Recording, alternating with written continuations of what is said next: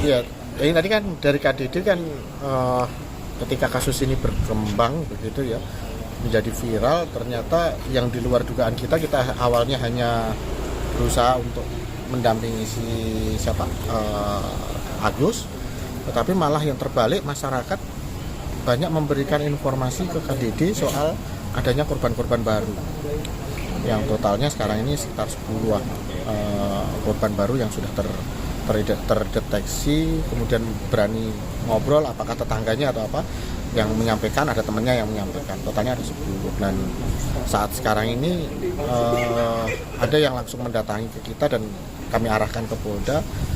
Sekarang sedang ada pemeriksaan 1 orang, sedangkan 1 orangnya mungkin nanti siang itu adalah yang korban anak-anak. Orang tuanya mau ketemu untuk menjelaskan. Jadi bukan hanya 1 orang ya Pak korbannya? Yang sudah di BAP kan 3 ya. Jadi yang di BAP itu berstatus sebagai saksi dan juga saksi korban, bukan saksi yang menyaksikan atau menjadi saksi perbuatan kepada si pelapor yang pertama, tetapi dia menjadi saksi sebagai korban selanjutnya. Oke, Pak, ini kan sebagai pendamping disabilitas ini, komite disabilitas daerah.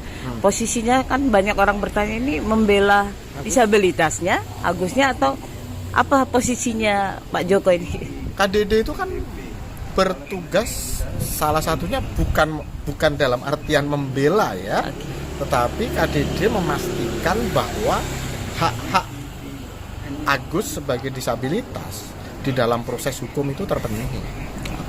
Nah, tetapi ketika di dalam pelaksanaan itu ternyata kita juga menemukan, artinya ada korban yang lain yang tadi malah kemudian melapor juga ke KDD. KDD kan mau tidak mau juga harus menindaklanjuti, tidak mendiamkan itu. Kalau mendiamkan kan artinya kita kalau ada perbuatan yang salah dari disabilitas kemudian kita membenarkan, itu kan juga nggak benar. Nah, artinya kita memberikan perlindungan itu pada porsinya, sesuai dengan hak yang harus diterima oleh Agus ini sebagai tersangka. Itu yang publik harus tahu ya Pak? Yang harus tahu. Jadi bukan berarti ketika kemudian KDD menangani kasus disabilitas kemudian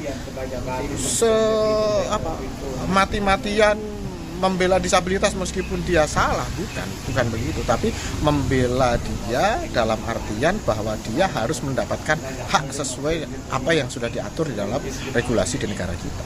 Perkembangannya, dus bagaimana kondisi korban dari pendamping melihatnya seperti apa? Baik, untuk kondisi terbaru mengenai korban, tentu masih dengan hal yang sama, psikologisnya terganggu dan trauma dan ketakutan.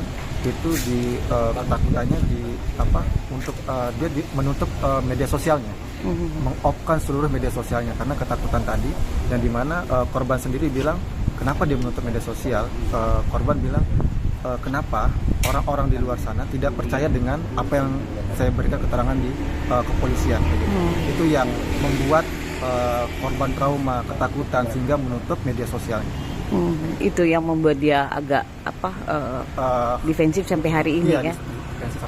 Kalau informasinya ada 10 korban lain yang dicatat. Ada 10 yang sudah tim pendamping catat.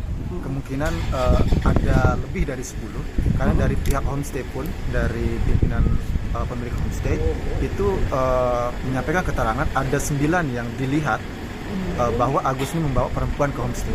Ada 9, otomatis bisa dijumlahkan 19 orang kemungkinan. Kalau kita gabungkan dengan keterangan dari pihak homestay. Oke.